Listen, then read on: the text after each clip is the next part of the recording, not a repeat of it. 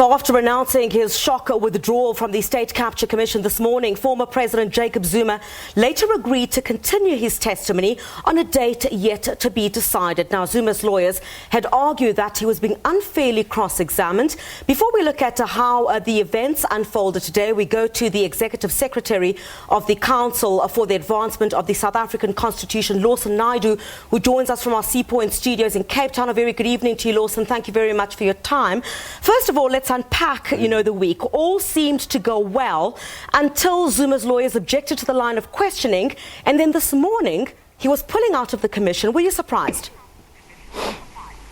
Well, not at all. I mean, I think it's been quite clear from the very start of the week that Mr. Zuma had come to the commission with a very clear agenda in mind, firstly to undermine the integrity of the commission, and then, to quite clearly not wanting to cooperate fully with the commission. His answers, even when he started being questioned by the evidence leaders, was evasive, that he couldn't remember things, he had no recollection of certain things, or that he had no comment. So he wasn't providing much assistance to the commission in terms of dealing with the allegations that had been very forthrightly placed before the commission by other witnesses earlier on. Yeah. Lawson, there have been lots of accusations and counter-accusations. In your view, the questioning of Mr. Zuma, did that go beyond the Commission's terms of reference, as pointed out by his lawyers? No, I don't think it did. I think, the previous witnesses that had come before, the 9 witnesses on whose testimony and evidence he was going to be questioned, had placed matters squarely before the Commission. All of that testimony is in the public domain. The legal team of the commission had made that available to Mr. Zuma and his legal team, and they were aware of the testimony that he was going to be questioned upon.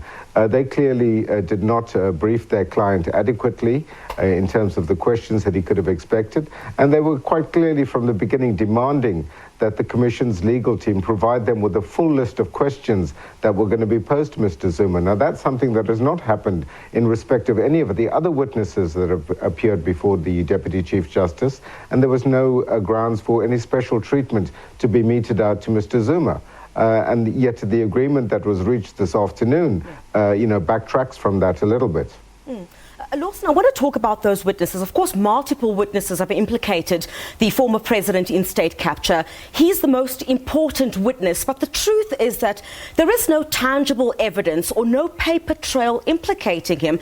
I mean, during the sitting, we heard that the former president say, "I don't know, I don't remember a lot."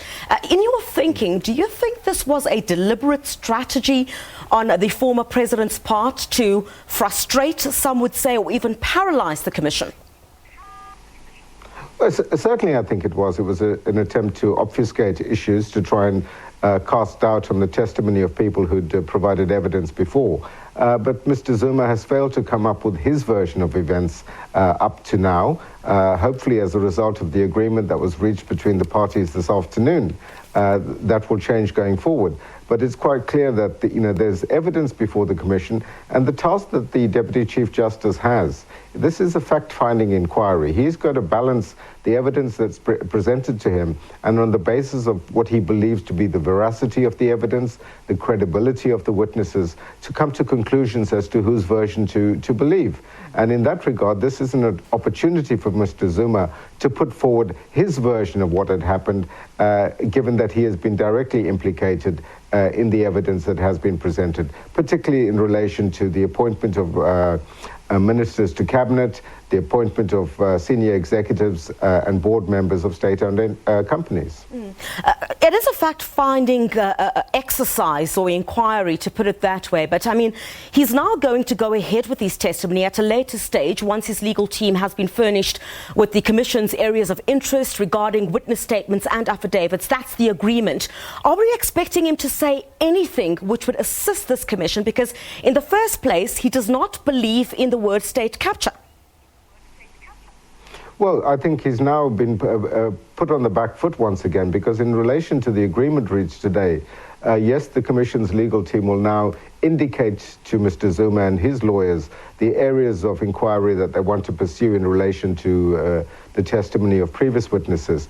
But they also expect that Mr. Zuma will now place on record his version of events, either through a statement or an affidavit that will be presented to the Commission and on which his evidence can then be tested.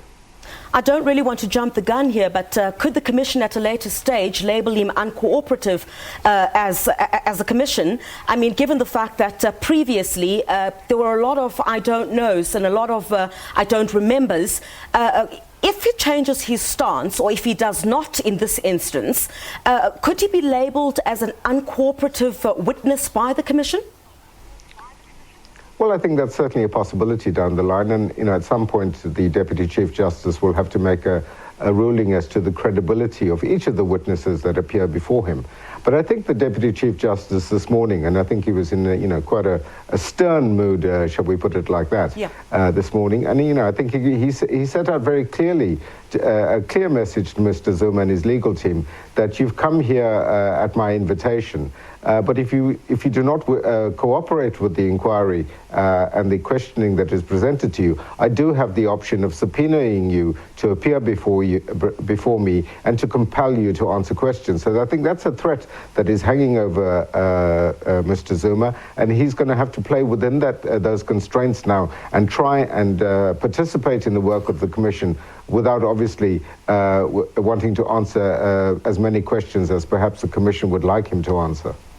Look, I think a greater conversation that needs to be had now going forward is how credible then can the findings of the Commission be at the end of the day under these circumstances? You have a key witness who has taken the stand, who obviously gave an opening statement, but then is challenging the Commission on its line of questioning. Of course, now a new deal has been reached, but of concern is at the end of the day, when the Commission makes its finding, how credible will they be on the basis that you might find more witnesses come and take the stand who might implicate Mr. Zuma?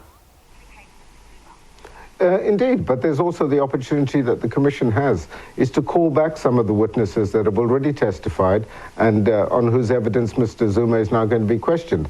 And the Deputy Chief Justice may decide to call back some of those witnesses that have appeared before to re-examine them on the basis of any evidence that Mr. Zuma brings forward, because that's the way that you test the evidence before him, and that will have to be the strategy that the Deputy Chief Justice follows in order to come to conclusions on disputes of fact. All right, Lawson, thank you very much for your time. Thanks for joining us this evening. That was Lawson Naidoo, who is the Executive Secretary of the Council for the Advancement of the South African Constitution, joining us live from our studios in